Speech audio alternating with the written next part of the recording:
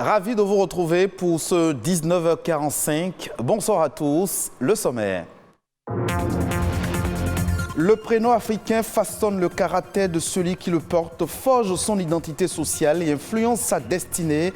Mais aujourd'hui, ces prénoms sont en voie de disparition. La tradition se perd. Pour quelles raisons? C'est à suivre. Ce 26 mai, on s'intéresse à la bronchopneumatie chronique obstructive, une maladie incurable causée par le tabac et qui se caractérise par un essoufflement persistant. Le miel est un intrant important dans la production de plusieurs autres produits. Quels sont les autres usages du miel en dehors de ses propriétés médicinales? Un spécialiste agroalimentaire nous parle ici des usages du miel. Ce jeudi 26 mai, les chrétiens célèbrent l'élévation de Jésus vers le ciel. Les prénoms africains témoignent de la richesse multiethnique du continent africain. Attribuer un prénom africain à un enfant est très important, mais de nos jours, la pratique tend à disparaître. Entre conservatisme et abandon, Soraïda Lessiwe, Ghislain Koguet et Arnaud Avanan nous en disent un peu plus à travers leur reportage. Asiba, Ablawa, Fenou, Mawena, des prénoms africains fièrement portés par des Béninois, des prénoms porteurs de sens, d'histoire et de tradition. On ne donne pas un prénom comme ça. Le prénom pour nous revêt un caractère symbolique, porte une valeur et qui agit sur la personnification de la personne humaine. Ça se faisait par consultation, où il y avait des exercices pour que l'enfant lui-même, dans le sein de sa maman, donne le prénom avec lequel il vient. Par le passé, les parents attribuent les prénoms aux enfants d'abord dans leur langue maternelle. C'est après que de façon facultative, on pense au prénom français. Aujourd'hui, cette pratique de la tradition est en train de disparaître. Nous sommes face à une mutation sociale. Des pratiques qui jadis hier étaient reconnues comme des normes ont tendance à disparaître du fait d'une sorte de modernisation ou d'une sorte de modernité et qui amène à une sorte de copiage de ce qu'on a vu ailleurs. On prend le début du prénom de papa et on prend peut-être la fin ou le début du prénom de maman pour en faire un prénom et qui en réalité est un non-sens, qui ne s'accorde à rien. Ou c'est pas parce qu'on a vu faire, on a entendu un prénom d'ailleurs de l'Occident et qu'on porte à l'enfant, vous voyez, et qui, jadis, dans nos valeurs de façon culturelle, de nos façons de faire, ne correspond pratiquement à rien. Vous leur demandez, mais pourquoi on vous appelle comme ça? Et vous répondez, mais je ne sais pas. Et vous leur demandez, mais allez demander à vos parents, mais pourquoi vous portez ce prénom? Mais quand ils y vont, ils demandent, le papa ne sait même pas pourquoi il a donné ce prénom. Vous voyez que c'est une véritable catastrophe. Si le nom que porte l'enfant l'influence, quel impact pourrait avoir un prénom français sur un enfant africain? Ça peut vous gâcher la vie.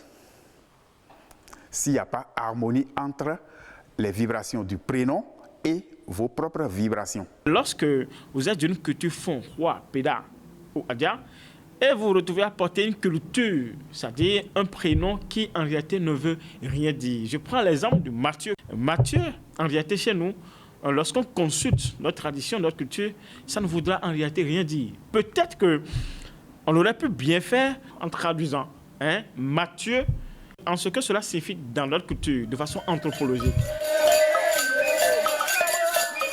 J'évite de dire que c'est une sorte de déracinement culturel et qui, d'une manière ou d'une autre, agit sur ses enfants. Par l'abandon des prénoms africains, ce sont des pans de culture qui disparaissent, des traditions qui se dissolvent, de l'histoire qui se perd, des enfants qu'on déracine et des valeurs qu'on laisse partir en fumée.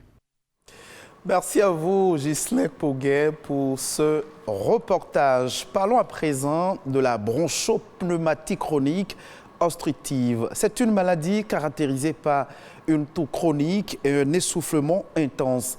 La bronchopneumatie chronique obstructive serait la 3e cause de décès dans le monde entier. C'est une maladie incurable dont la cause est le tabagisme. Ce que l'on devrait savoir à propos de la bronchopneumatie chronique obstructive, c'est à découvrir dans cet élément. C'est une maladie insidieuse provoquée par une obstruction des voies respiratoires. La bronchopneumopathie chronique obstructive, encore appelée bronchite chronique ou BPCO, est une pathologie invalidante qui provoque des dommages au niveau des poumons et qui entraîne des difficultés de respiration.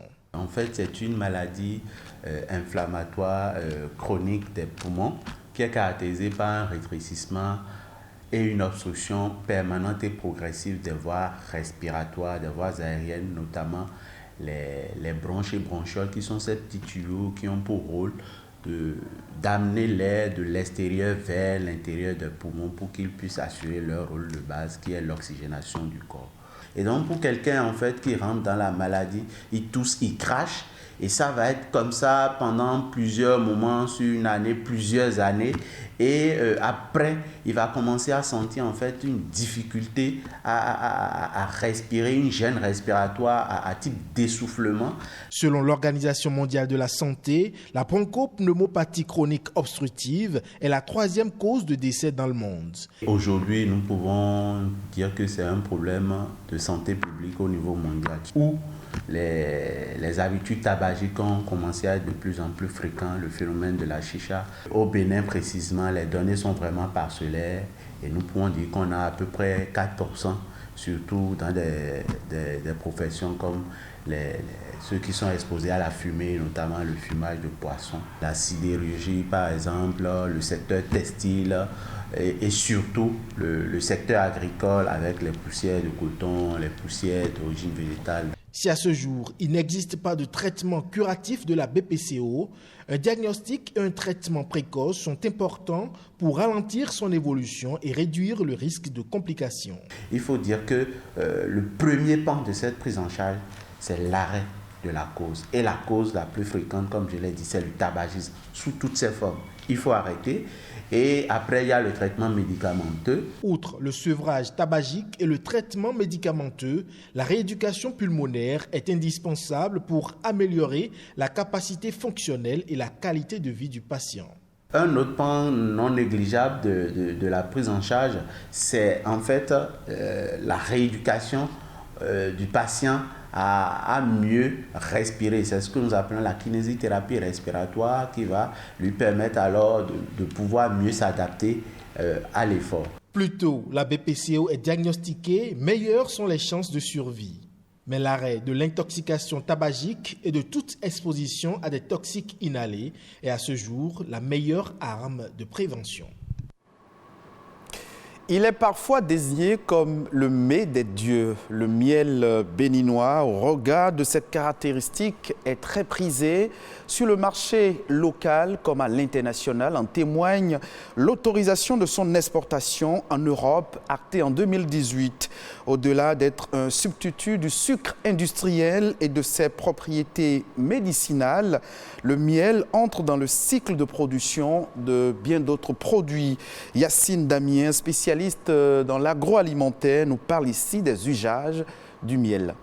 Le miel, c'est un produit qui est vraiment extraordinaire parce qu'il dégage vraiment beaucoup de saveurs et d'identité. Donc je l'utilise essentiellement dans un cake, un gâteau qu'on appelle le pain d'épices. J'utilise aussi dans les vinaigres en décoction. Ça donne vraiment aussi une saveur très intéressante dans les vinaigres aromatiques. Je l'utilise également dans des tartinades sucrées, notamment le caramiel aux cacahuètes salées, qui a beaucoup de succès. Voilà, en application culinaire, c'est comme ça que je le décline. Le miel est très intéressant aussi en cosmétique. Le miel, la cire d'abeille également. Ils ont des vertus très intéressantes en application pour des produits pour le visage, avec des vertus anti-taches. On peut utiliser également la cire d'abeille pour des sticks pour les lèvres, voilà, notamment. Le miel béninois est vraiment intéressant.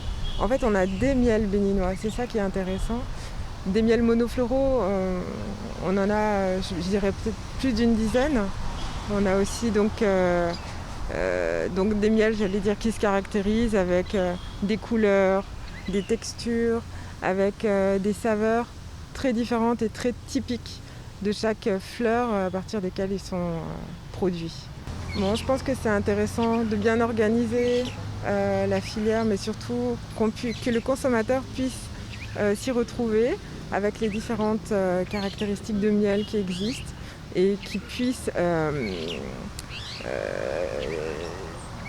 acheter un miel qui est passé par un laboratoire et qui est vraiment certifié comme étant un miel et non pas quelque chose de trafiqué. En bref et en images, le plus grand laboratoire pharmaceutique indien qui a commercialisé plus de 2 milliards de vaccins anti-Covid-19 prévoit d'implanter une filiale de son laboratoire en Afrique. Le président directeur général du plus gros fabricant de vaccins au monde n'a cependant pas précisé la gamme de produits que l'usine africaine devrait fabriquer, alors que le groupe pharmaceutique sud-africain pourrait mettre fin à son projet de production de vaccins anti-Covid-19, faute de commandes. D'autres informations pêle-mêle ayant marqué l'actualité au plan international, Amandine Aliamboussou nous propose Éco Inter.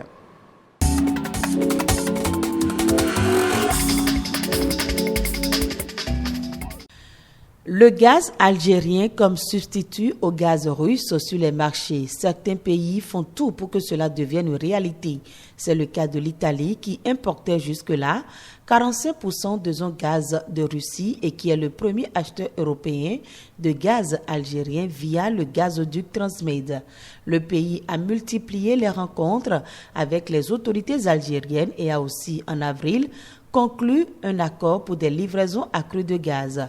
Le président algérien est à Rome, en Italie, pour parler des questions gazières. Le pays n'a jamais été aussi courtisé en ces temps de sanctions contre la Russie. Mais dans l'immédiat, les marges de négociation sont réduites au vu des faibles quantités additionnelles disponibles. L'Algérie possède moins de 2% des réserves mondiales de gaz conventionnel. Le melon charentais de Méditerranée est en crise. La tendance est générale. Partout, les surfaces de culture diminuent. Au Maroc, la baisse est légère mais marquée dans la région de Marrakech. En France, la diminution des surfaces est plus conséquente puisque 10% des terres ont disparu. Les raisons de ce désamour pour le melon sont multiples. Cette année, le climat défavorable n'a pas permis une bonne mise en culture. La mauvaise année 2021 a pesé sur les rendements et n'a pas convaincu les agriculteurs d'étendre leurs surfaces. Le melon charentais, connu pour sa chair orangée, ne rapporte plus assez. Dans ce contexte de guerre des prix, l'avenir s'annonce très incertain selon des spécialistes. Aux États-Unis, le droit des femmes à avorter est de plus en plus restreint. Déjà interdit dès 6 semaines de grossesse, l'avortement est désormais totalement banni dans l'Oklahoma. Le gouverneur vient de signer la loi adoptée par le Parlement local. La définition de l'avortement selon le texte n'inclut toutefois pas l'utilisation, la prescription, la fourniture ou même la vente de pilules de lendemain ou de tout type de contraception ou de contraception d'urgence, même s'il est soutenu par 61% de la population. Selon de récents sondages, le droit à l'avortement est un sujet de société très clivant aux États-Unis.